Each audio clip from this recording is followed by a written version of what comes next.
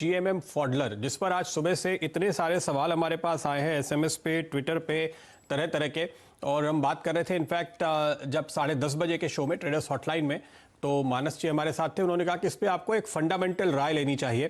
तो जियोजीत फाइनेंशियल्स के गौरांग शाह से बेहतर फंडामेंटल राय और कौन दे सकता है इस पे। गौरांग जी हमारे साथ जुड़ गए। गौरांग जी, सो नाइस ऑफ यू, आपने वक्त निकाला और हमारे साथ फोन लाइन पर जुड़े। देखिए, सवाल लोग ये पूछ रहे हैं कि इसमें नीचे का सर्किट जो लग गया है, इसको कैसे देखें और क्या करें।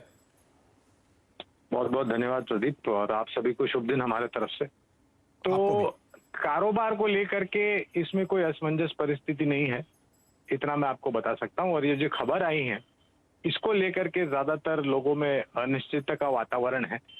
छोटी मध्यम अवधि में अगर आपने इस स्टॉक में कारोबार किया है तो जाहिर है 10% नीचे जब लोअर सर्किट लगती है तो आपका सुख चैन जो है वो थोड़ा डगमगा जाता है। लेकिन अगर आप बुनियादी तौर पर यहाँ पर खरीदारी करी है और अगर आपने लंबी अवधि के लिए यहाँ पर निवेश किया है तो मेरे ख्याल से आपको बने रहना चाहिए।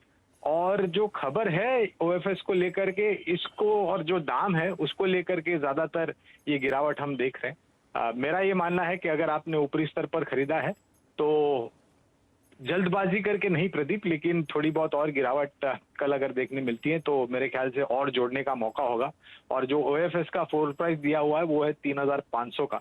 तो इस कारण मेरे ख्याल से ये मूल्यांकन में जो फर्क है, जो मौजूदा दाम चल रहा है और जो ओएफएस का फ्लोर प्राइस है, उसको देख करके मेरे ख्याल से गिरावट है। छोटी अवधि के लिए ये आपको गिरावट दिखाई दे रही है। लंबी अवधि के लिए खरीदारी बनाए रखें और अगर आपके पास निवेश लायक पूंजी है तो गिरावट पर और जोड़ें।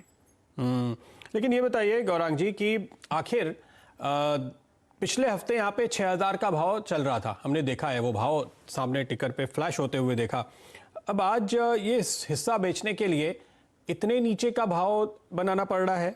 3,500 का इंडिकेटिव प्राइस अब तक आ रहा है, जो हमारे सामने अब तक के आंकड़े हैं। कुल जो बिड्स आई है 33% के आसपास, यानी 23 लाख शेयर्स बिकने हैं, 23,14,000, और अब तक 7.5 लाख शेयर्स के लिए बिड आई हैं।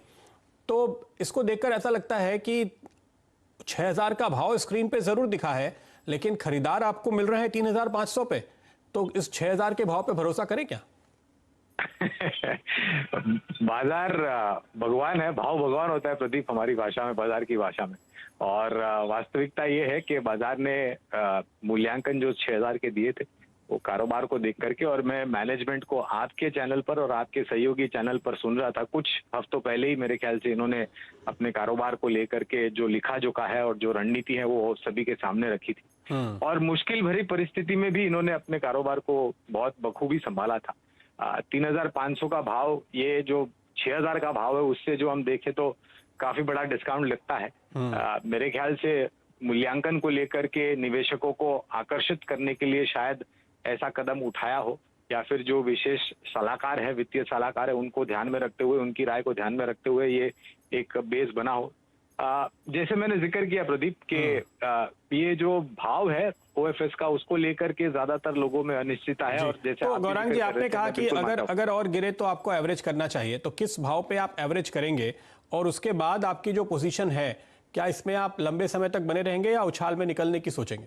नहीं, मैं बुनियादी तौर पर राय देता हूं प्रदीप। तो पहले तो जैसे मैंने एक टिप्पणी करी कि कारोबार को लेकर के हमें कोई अनिश्चितता का वातावरण नहीं दिखता, और हाल ही में बयान जो है मैनेजमेंट ने आकर के दिए थे, और उनको मानते हुए मैं लंबी अवधि के लिए बने रहने की राय दूंगा। जैसे मैंने बताया, जल्दबाजी करके एक ही समय पर पूरे की पूरी जो निवेश है वो नहीं करना चाहिए, किस्तों में करना चाहिए। और क्योंकि ये भाव अभी भी दिख रहा है, जबकि ये 10% लोअर सर्किट है, 4,700 का भाव है, 3,500 का फ्लोर प्राइस जैसे हमें इंडिकेटिव मिल रहा है दाम, तो यहाँ पर आपको क्या करना चाहिए कि थोड़े बहुत गिर के रुकावट में आपको थोड़े थोड़े किस्तों में पैसे लगाने चाहिए और लंबी अवधि के लिए बने रहना चाहिए। शुक्रिया गौरांग जी आपका हमारे साथ जुड़ने के लिए और इस सवाल का जवाब देने के लिए।